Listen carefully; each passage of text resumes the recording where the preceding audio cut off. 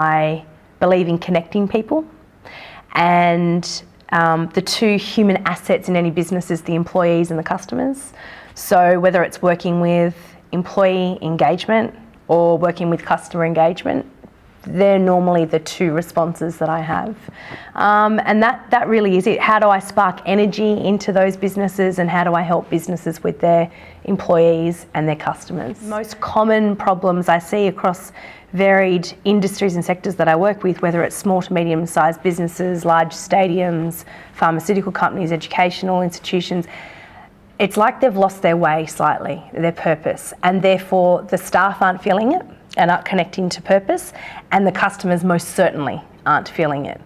So it's interesting how most roads lead to that, and usually the main problems that I solve once we get through that first hour of a coffee chat is how do we bring the commerce of their business, the dollars and cents and the growth of their business back to a place where they feel it's congruent to their purpose.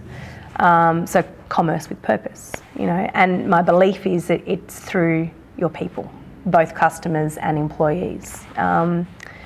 So it takes a little while sometimes to get there, but it's interesting how most of the time that's where we end up. And people label it differently. They label it, I've got recruitment issues, or I've got customer loyalty issues, or my staff are disengaged, or there's no good people out there, or we're losing money and we don't know why. And so it's a box of stuff. But I like to kind of stay high level and go, hang on a minute, where did this dream begin? What is your brand about? What is your product about? Do you believe in it? How does it help people? And that's kind of where we end up. So, yeah. You're an ideas woman. Mm-hmm. Love an idea. Where does your inspiration come from? So many things, places, people, experiences. I think everyone is a genius. I think everyone is capable of amazing ideas.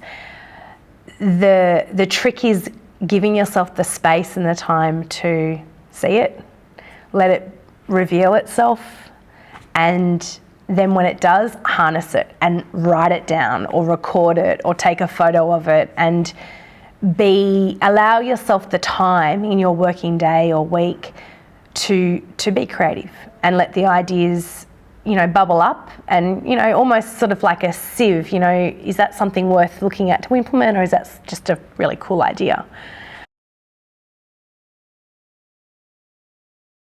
Absolutely, love it. And I often frame conversations by saying, permission to speak transparently, and they go, yes. And it's like, okay, and then that's probably around about the time when I get up with my whiteboard pen and stand at a whiteboard and say, this is what I think's really going on.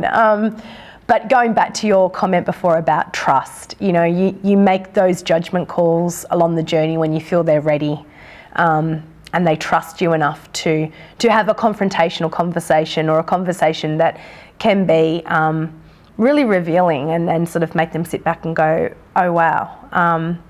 Often if with my clients we're talking about a real moment of truth with their culture or their employees, and there's been quite a colourful conversation about that, I'll often check in with them the next day when they've slept on it or digested, and how's that sitting with you? And but that's when the magic happens, and really it's about you facilitating conversation, because you see something in them or their business that they can't quite see because they've been, guarded by stuff, or they're so in it that they can't get that helicopter view. And that's the entrepreneurial spirit. You're able to do that. You're able to look at things with fresh eyes and